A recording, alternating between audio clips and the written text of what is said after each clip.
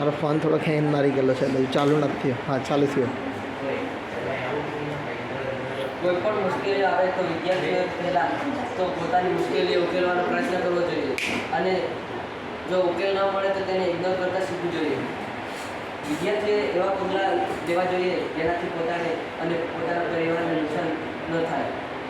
જે રીતે હાર્દિક પંડ્યાએ તેની ઘરની પરિસ્થિતિ બહુ ખરાબ હતી અને તેનું જીવન એવું હતું કે તે મેગી ખાઈને અને ખૂબ જ કઠિન પરિસ્થિતિમાંથી નીકળીને હમણાં એક કુશળ બોલર અને બેટ્સમેન તરીકે ઓલરાઉન્ડર છે અને તે પોતાના જીવનમાં આગળ વધી રહ્યો છે. હમણાં પણ તેને હાલમાં ઘરની પરિસ્થિતિ બહુ ખરાબ છે અને તેને બહુ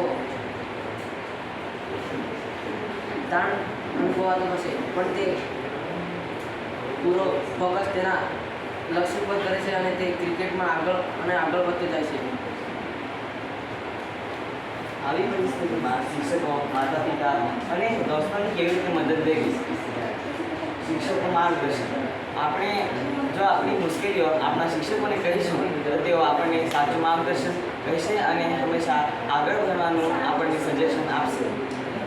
અને આપણા માતા પિતાને આપણે જો આપણી મુશ્કેલીઓ કહીશું તો તે લોકો તેનું ઉકેલ લાવશે અને આપણને કહેશે કે તું ભણ, અમે કોઈ પણ પરિસ્થિતિમાં તારે ભણાવવા માટે તૈયાર છીએ.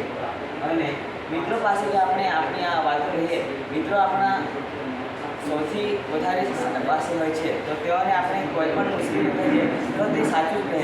જો આપણા મિત્રો આપણી કરતાં વયમાં મોટા હોય અને સમજુ હોય તો તેઓને આપણે કહીએ કે મને આ મુશ્કેલ છે તો તેઓ આપણને કહેશે કે અમે પણ મુશ્કેલીઓમાંથી પસાર થઈને આજે સક્સેસફુલ બન્યા છે.